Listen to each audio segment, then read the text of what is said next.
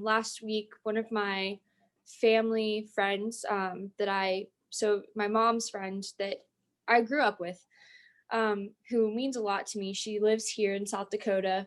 And she'd asked me over for lunch. And so kind of like the conversation, I was really scared. I get really nervous to tell people that I don't want to call it like dietary restrictions, but I have a very specific way of eating. And normally kind of what I do is I'll eat before a little bit. Okay, it says you just went live. So that's good. And then I think it's still recording too. So I don't really like to tell people, I don't like to call it dietary restrictions because it's a way of life. It's a way that I've chosen to eat. And I really like the way that I've chosen to eat and the way that I've chosen to care for my body because my body is my temple. And this way of eating really works for me. But regardless, I didn't really know how to say like, okay, I have specific way of eating because I don't want to be an inconvenience to someone who maybe has already gone to the grocery store, or whatever. So thank God she asked me if I had any, she called it dietary restrictions. And actually at that kind of opened the door to, yeah, actually I do eat a specific type of way. But then I opened the question with, but would you like me to bring anything? Like I can bring some snack, like hors d'oeuvres, like salami, cheese, or whatever it may be. And so that's kind of how the topic came up, is because I had asked Dad, I was like, hey, or I had told Dad, I was like, I was really uncomfortable, like trying to tell someone that I have very specific ways of eating. Not specific, but it's my lifestyle choice.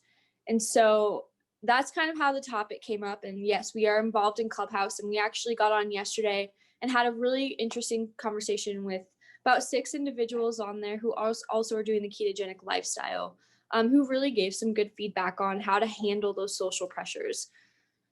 What do you think, Dad? Well, here's the thing though, and this is the reason why we're going back down this road. The one thing that the majority of those comments had in common was they were all coming from really assertive individuals, and this is the issue, because what we really want to get to here is what I think the elephant in the room is, and that's where you have a situation where you're in some sort of a social setting or a family setting, and you're not conveniently one of these people that can just stand up and go, I'm sorry, I'm not going to eat that. We need to grapple with the issue that there are a lot of people out there that are trying to undergo this health change who for whatever reason are extremely reserved about raising an objection. And I want to share my screen because this is something that literally happened yesterday, and I'm super passionate about it. And because I really think that this is a classic example of what we're dealing with here. And if we grapple with this, we can be more successful in recovering our health. And we also, on a selfish end of it, can be more helpful to our clients because we need to be able to help them come up with strategies to overcome this. So let me see if I can. And then to like just say that they're very, if you're taking the DISC assessment, they're very dominant.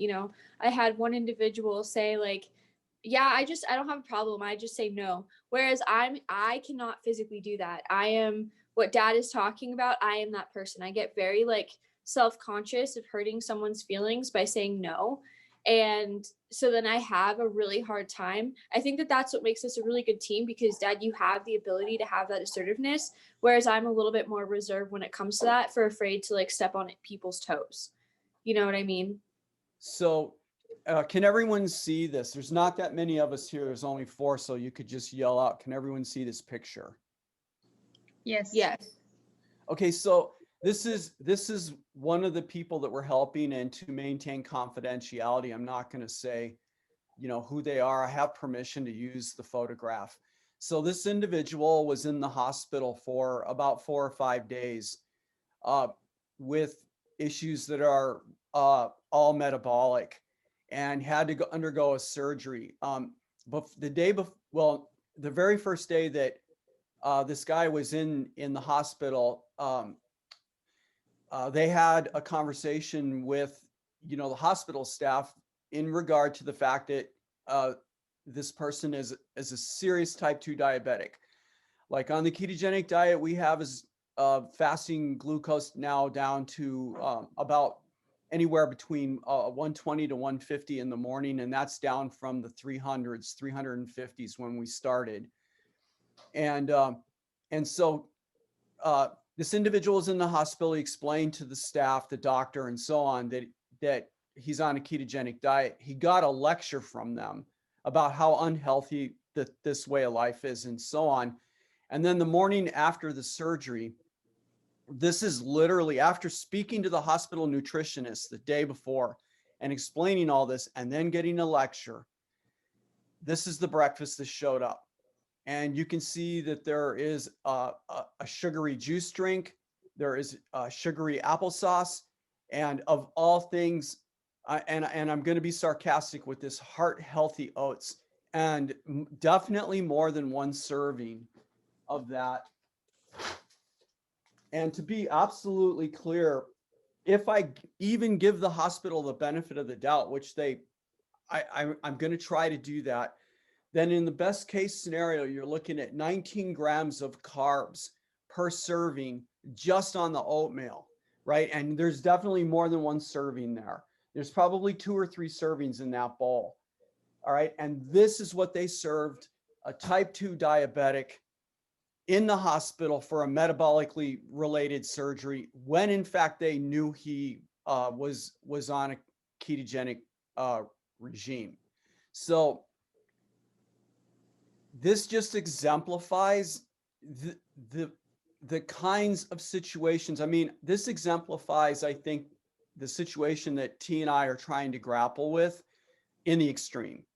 Mm-hmm. Right? If it was me and I was in the hospital last March, it was last March, right? Or February? Yes.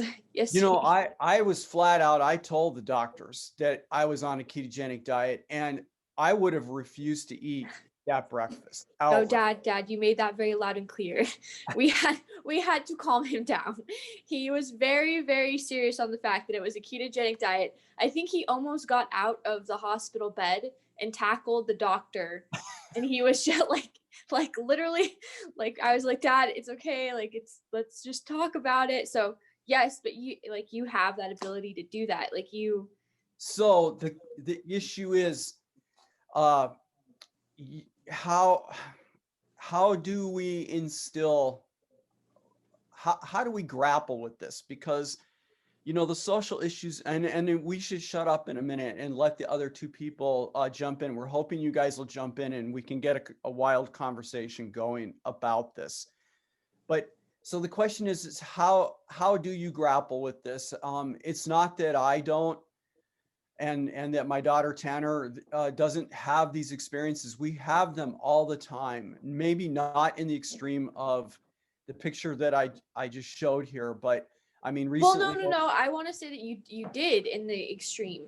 I mean, you were in the hospital. You know, you were in that exact same situation, and luckily, when you were in the hospital, we had a nutritionalist there that was really open to listening and understanding about the ketogenic diet.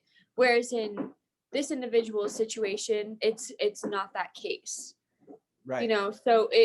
So you were in that situation. So I think we have been in each situation on the extremes. Like for me, whether it's being here in South Dakota, I started cooking dinner for my mom and brother because I know that it's keto and I know that I can eat it, and they actually really like the food that I cook. So it ends up being good. But I suffer with that over Christmas with my grandma's cookies, and my grandma can take cookies. Like I didn't want it to take, like I didn't want it to be personal, you know what I mean? I didn't want me to be like, okay, I can't eat that, I'm sorry, like, and have it be taken personal. It's just I can't eat sugar. Yeah, because right? So they take it personal. Some individuals can take it personally, and I get really uncomfortable because it's like as soon as I say, for example, no, I can't eat that, regardless if it's family members at a work event, which always has pasta, lasagna, whatever it is at a work event, whatever it may be, I'm always that person's like, okay, no, I'm sorry, I can't eat that. And then it goes into the thing of, why can't you eat that? Well, I'm doing keto, so I can't eat carbs, and I don't want to eat carbs. And they're like, and then it ends up to the conversation of carbohydrates are actually really good for you. And then it's a whole debate about whether or not carbs are really good for you. And I'm sitting here going like, yo, I just want to eat some food and I did not want this conversation to go here. And now I'm having a debate about whether the ketogenic diet is good for you or not. And that's what makes it so, I just get like, I'm like, I did not come here for a science talk on why you think carbs are really good for me or whatever it may be, you know? But anyway, yes, opening the floor. So yeah, let's open the floor. Linda and Austin, what do you guys think? You can talk about experiences that you have, or if you've got strategies, whatever the situation is. Yeah, when I got back from South Dakota, I kind of left my keto goddess. She makes all the keto food, the snacks, knows all the food to buy and everything. So, when we spend time away from each other, it's always a strain to try to stay, in eating keto, because I eat out with friends a lot. They always want to eat at somebody's house. So this time when I got back, I started asking if they wanted to come over and I would cook instead of going over to someone's house and ordering in or going out to eat. And similarly to T cooking for her mom and brother, and then, finding 3 or 4 meals that, they really like. And so she focuses on that. There's a couple that my buddies have started to really like. So I've been able to cook that, a few times when they've come over and, not have to worry about, having that weird conversation about what do we order in or finding something on a menu, to appease my lifestyle. Yeah, I hear you there. In fact, I want to get that recipe that you make, the broccoli, the cheese broccoli or a soup or whatever. Oh yeah. Yeah, because Yeah, famous soup. I think we ought to do a recipe video on that one. Yeah, it's phenomenal. Yeah, that's a great one. The cauliflower is a good one too. Yeah. They're both so good. Linda, what do you think? I know. Can you hear me? Yeah. Yes. I think for me, it's easier when I'm at home, definitely, that I can cook keto foods. And for my husband, I just put a bit of starch in because he's not really a keto eater. So I just put a few potatoes in and give them to him, or make him a piece of toast, and that's his carbs with his meal. Going out for restaurants is difficult. It is difficult, and people do look at you like you're weird and why are you doing that? But I'm getting better at, I guess, just letting the remarks not settle and do what I want to do for me. So I've kind of taken the view of trying to set an example and not worry about what other people think so much. But it's not easy. It still gets tricky. Yeah, it does. I think that's my biggest thing is sometimes too, like I worry too much about like, what are people going to think if I tell them I don't eat that, because, that's something I work on too, is like with society and everything. I don't know. But no, that's good. Yeah. Eating at home is a lot easier than I think eating out for me. Like, I don't know, the other night, my mom was like, do you want to go out to eat? And there's like 3 restaurants here, like literally in my town. And I've eaten at every single one of them. And I was just like, first of all, the food, it's actually pretty good, but it's like when you eat it enough, you're like, okay, I don't want a burger tonight. I want something a little bit different. And so I made, keto enchiladas, which are really good, which was really nice to be able to do. But I was like, no, I'll cook, like, which is nice. Sometimes you just want the break from the cooking though, because I cook all the meals, and every now and then it's like, oh, I'd like to have a break from cooking. So then you have to find where you can go and look at the menu before you go and have a look to see what's there that you can choose. Yeah. Yeah, it's good. Like yesterday I went to archery in the evening, and then after archery I was tired. I didn't want to go home and like cook. So there's this restaurant and bar here called the Hat Creek Grill. It's really cute, and actually I had a burger with like bacon and pulled pork on top, and luckily they smoke their pulled pork so they don't use any, sugars or anything like that, with extra cheese and no bun. And it was really good. It was like just what I needed. And they cooked it rare enough that it was really, really good. Do you track your ketones? Me? Yeah. Yeah. So do you ever look at your ketones like after meals when you go out? Like, I mean, I guess what I'm saying is that so there's times when we don't want to cook either. And I think I've felt like, all right, so we have our favorite restaurants that we order takeout from because of COVID or whatever. Mhm. I guess in some ways I could argue, okay, well, it's been somewhat limiting for us because I have a tendency to go back to the same restaurant over and over again because like you just described, I know I can get a meal from a particular restaurant that's not going to knock me, out of ketosis. Yeah, I test my ketones I've been using the pea strips a lot.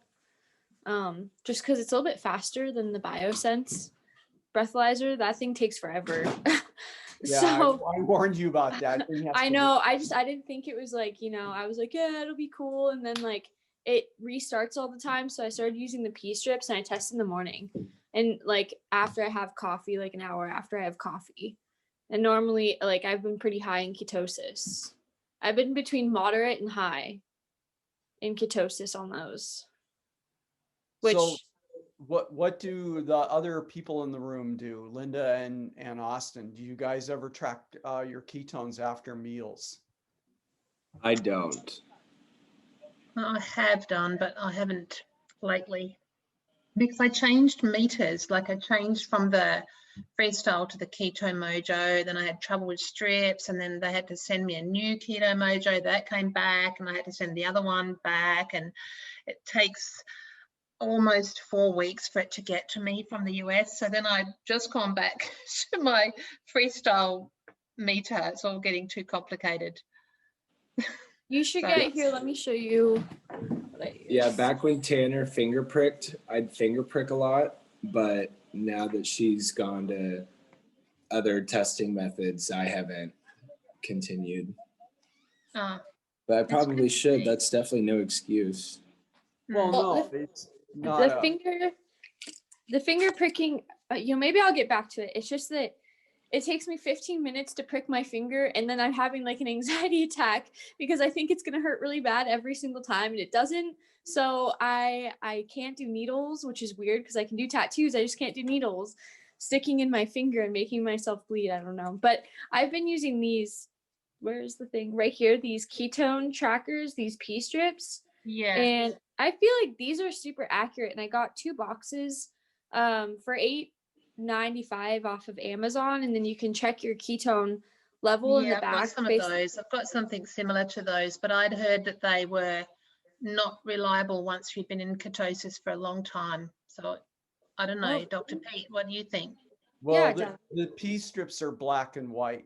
That's the way to look at them. I mean, it's hard. I think it's really difficult to look at color shades and have accuracy, but I could see, well, okay, so when I asked this question, I was worried about, I mean, as soon as I asked it, I was worried about maybe I was tracking us as a group in the wrong direction. And the reason I'm saying that is because trying to maintain this lifestyle, I believe, should not be onerous. The only reason I would advocate the pea strips is because it's just a really fast way. You can say, okay, there's color here, and so I'm in ketosis. And the reason I'm bringing that up is because, like, when you try a new restaurant, I mean, and this happens with me, or a new social setting, right? And you eat some food that you're not really sure about. It's just a really fast and convenient way after the fact just to see what the situation looks like, quickly. And that can reduce stress, I think. So on the one hand, the inclination to test can cause you to stress out, but on the other hand, it can de-stressify because you're like, well, now I know something more. I ate at this restaurant and I'm still in ketosis.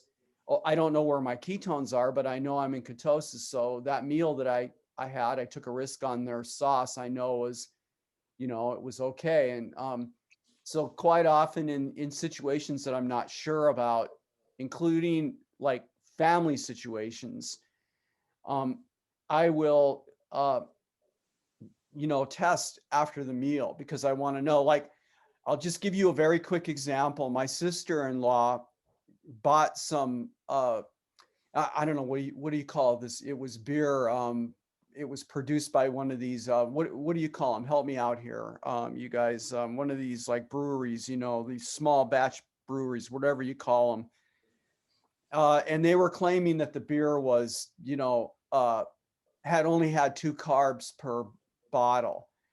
And this is opening another door that leads back to the same issue. It's like when you're dealing with groups of people who are they understand that you have this lifestyle or they've heard about it. So they come to you with a product. And in fact, I had a discussion like this yesterday on Clubhouse, and that was, okay, well, what are the best keto products to buy, right? And I chimed in this group and said, I'm not going to eat anything off the shelf that has, when I turn the label around, that has more than 1 gram of carbs per serving in it, because I know, first off, the food labels are highly inaccurate, and the second thing is that at least if it's 1 gram per serving, there's a good chance you can probably eat it and it's not going to be a problem. So anyway, she offered me this beer and I was like, you know what, I'll give this a shot. But I slipped back to my room here and I tested my blood.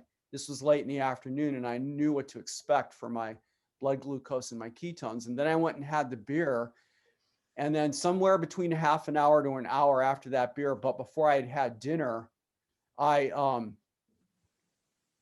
tested my blood again, and that single beer raised my blood glucose 20 units from 76 to 96. Wow.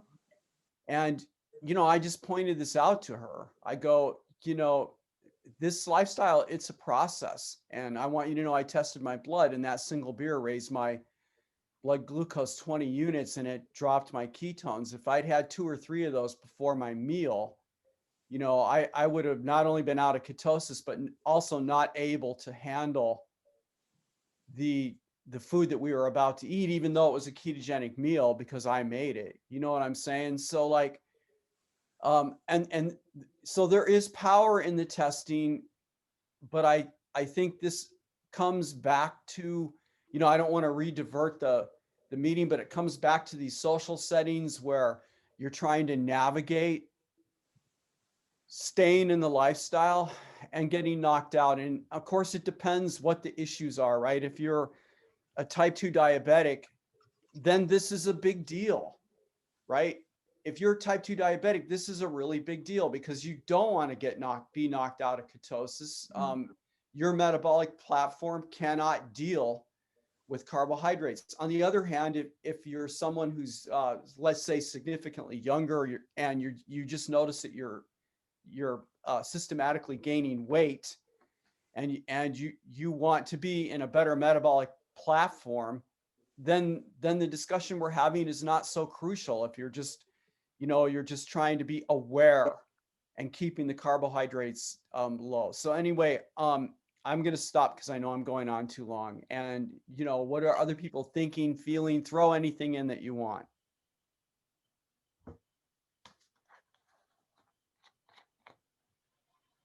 I mean, I guess for me, I mean, like I said, well, I think just even from being on Clubhouse yesterday, I think that everyone does keto for completely different reasons, right? Like you're doing it for pre-diabetes and overall health. I started it would like just to, you know, for preventative reasons, I guess, of when I get older for metabolic health issues, since, you know, we are related. Yeah, And family. yeah, it's in the family. So, I mean, I did it for preventative reasons. But for me, like, I guess to be completely honest, I don't test as much as you do. You know, I'll test in the morning or every other morning, depending on, you know, with these, it's nice because I have to go to the bathroom every morning. So it's kind of like if I have these by the bath, by the toilet, like it's easy for me to test, right? Like with the BioSense, thing that I test with, that takes so freaking long that I start the whole thing and then I like completely like it goes off, you know, and I forget about it because it's busy like loading. So I guess for me, I don't test as frequently, but I do kind of know what throws me in and out of ketosis. The other thing is for me to get back into ketosis is quite easy. It takes like a day, if anything, you know, and I've also been doing a lot of intermittent fasting. But that doesn't necessarily mean like I don't try and eat food to throw me out of ketosis. But like, let's say, you know, I can make a keto meal and have, you know, a couple too many bites of salmon, like literally, and have that throw me out of ketosis because I had too much protein. You know what I mean? So it kind of varies. So that's why I try and eat in the morning, like super high fat, for example. But I think every person that's doing the ketogenic lifestyle does it for completely different reasons, which we actually found out at Clubhouse yesterday because there was one individual that said, she's like, yeah, if I want to eat ice cream, like I'll eat ice cream, which I don't eat ice cream. You know what I mean? So like I don't, that's I not, love ice cream. I know you do. I know you do. Yes. Too bad. I'm glad our house is now not from Cold Stone, far away from Cold Stone. Sorry, Tanner, he gets that from me. And his Thanks, papa. Babs. My father loved ice cream too. Sorry. Oh no, he loves it. It's so funny. We'll be driving. We went to Makayo's last time and he's like, hey, so we're over here. He's like, are you feeling ice cream? And I was like, I mean, I don't eat ice cream, but if you're feeling ice cream, we can go get ice cream. He was like, okay. So that's something I don't necessarily struggle with. Because I just don't eat it because that'll throw me out of ketosis. Cold Stone will throw me out of ketosis with one bite. Maybe two. Hey, Linda, thanks for coming. I know you're on the other side of the planet and it's probably late in the evening for you. And I hope you got some tidbits out of this or got some thoughts so we can chat later. I haven't hit my Marco Polo yet, but I will. I'll watch the rest of it tomorrow because I'm up early swimming and it's already almost 11 p.m. So I have to be up by 6. So I need to have some hours. Yeah. We really appreciate you coming. Yeah, thank you. Awesome. Thank you. No worries. Thank you, Good Linda. Thanks, talking, guys. Linda. See you. Bye-bye. Thank you. Bye. Yeah, bye. But no, I think that's I kind of know what puts my body in ketosis versus not now, you know? So for me, like I try and stick to those foods. I think that that one of the things when I listen to people talking about, you know, the carb cycling, having cheat days and things like that, in terms of the lifestyle and whether it's really working or not, the keto adaptation thing is actually pretty crucial. And it takes between 2 to 3 months, basically on average, for an individual to actually become keto adapted. Mm-hmm. And it involves several different, you know, organ systems. The question is, why am I bringing this up? The reason I'm bringing this up is because the science is that is coming onto the stage at this point, is becoming more and more clear that keto adaptation is something that takes a lot longer than what people think.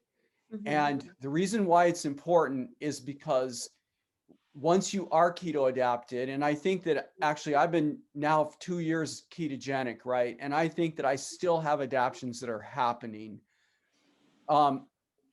That's once you're keto adapted, then I think this concept of talking about what and how many carbs you can tolerate becomes way more relevant, because that's where I think the flexibility comes from. Your ability to introduce carbs back into your life and not have them throw you out of ketosis. And when we talk about that, for somebody who has compelling health reasons to do this, right, to start down this road, they want to go low carb to start with, and they need to stay there for a long time. How long? That's going to depend on their individual metabolism and how those adjustments happen. And you have three major organ systems that are in play here. You've got the pancreas, the liver, and the kidneys. And those three organ systems take a long time to readjust to this metabolism, this way of metabolism. So, I think that when you've got a young person like yourself, right? I think you're going to keto adapt much faster than somebody like me who's in their 60s, right? It was 2 to 3 months for me to see the sugar platform, the fasting glucose, and my A1C normalize. But I know for a fact, because I track my lipid system and my inflammation system every 3 months, that it took nearly 2 years for my dyslipidemia to start to really correct itself, for me to see in those blood tests that, oh my God, look at this. You can see this shift, right? So And I I think, guess like yeah, go ahead. and I just want to say, like, I think like looking at that at it that level is really great, but that scares me, like going into that type of detail of like lipid stuff, and like doing all these blood tests. Like that's one thing that I'm just like, woo, that is so above me. I'm like, what do you need? The blood tests. No, because I haven't done anything like that. I just kind of follow my ketones and make sure that I'm in ketosis and what throws me out of ketosis. And like, again, I think like you just said, that's the difference between, starting the ketogenic diet to reverse type 2 diet, or not type 2, but pre-diabetes, and really monitoring those numbers versus doing it for preventative reasons. Because for me, and how like stressed and anxious I get, I just need something to know that I'm doing it right. And that's like knowing that I'm in ketosis and seeing how my body is doing. Because I don't necessarily, not yet, I don't have any serious health issues like that yet. It did reverse my hormonal imbalance, which was really, really beneficial, but now I guess the focus that I do is I'm like, okay, am I in ketosis? I'm in ketosis, which means that what I ate yesterday is good, that I'm okay to eat that again, if that makes sense. Yeah, I wasn't bringing this up to say that everyone who wants to do the lifestyle needs or wants to do the blood work and do what I'm doing. The reason I brought this up is because, when you start thinking about like adding back carbs to the diet because you want to go down the street and have some ice cream, that somebody who's new to the lifestyle needs to realize that, what's going to happen to their system if they've been doing the lifestyle for a couple weeks is different than what's going to happen to their system if they've been at it for a couple of months and actually been compliant. So there is this gap in time in there, which is uniquely individual. We're all different in how our bodies respond to carbohydrates. So I was only trying to point that out. I think I was just trying to make the point that when you start the lifestyle, that you should be pretty hardcore about it for a while, and feel or be aware of the changes that are happening in your body, and have a sense for, which I think you can do without being so anal like I am, when you are, in the adaptation phase. Like, for example, you can tell when you start this lifestyle by exercise, right? Because when you exercise, if you go out and you exercise hard, you can tell in the beginning that something is not right. I mean, it's really hard. And why? Because your body has been relying on, the stored Glucose through yeah, and sugar. once you adapt, that aspect goes away. I mean, Well, I remember like when I first started the keto lifestyle and I had gone to a CrossFit, also I didn't have enough salt and I almost passed out because my body was just like, it was kind of like aching. And I remember looking at Brooke and being like, I can't do this workout today because I just felt like my body just felt so overwhelmed. And then I wasn't also like, I didn't have enough salt intake. No, but I think you're right with that. When I first started the keto lifestyle, I really like, I was really, I was living behind you. I was very strict on kind of like what I was eating. Now I feel I've kind of gotten a grasp of what I can eat that will still keep me in ketosis versus like what I cannot eat that's going to throw me out of ketosis. exactly. And I really focus on making sure I stick to those foods. That's why I know I can go to the Hat Creek and get a burger with extra cheese, you know, bacon and a little bit of pulled pork on top, and know that I'm going to be in ketosis the next day. You know, Right. like so I know that that works for me. Hence why that's what I get every single time. You know what I mean? Or their salad. But I don't like to change my food.